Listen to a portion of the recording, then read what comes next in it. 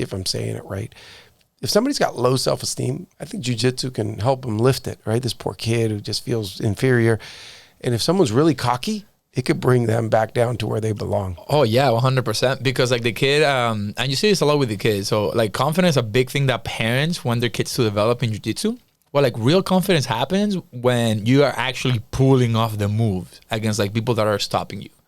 You know, so like your first couple of classes is like, oh man, like I'm not getting like too much success, but then you start learning, getting better at the move, and you start pulling them off, and that's what actually develops your confidence. Yeah. You know, and you see that a lot with the kids, because you can tell a kid, like, hey, if someone like tries to push you, you say this to them, like, hey, if you want to fight, like I'm ready, but stop wasting my time.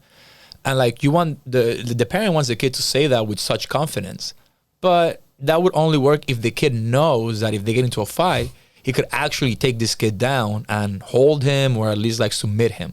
If he doesn't have the confidence, he hasn't done it in live training against like other kids that know how to fight, he will never even say the words. Right. Correct. It'd so be an empty threat. Correct. So the real confidence comes from doing it in the gym.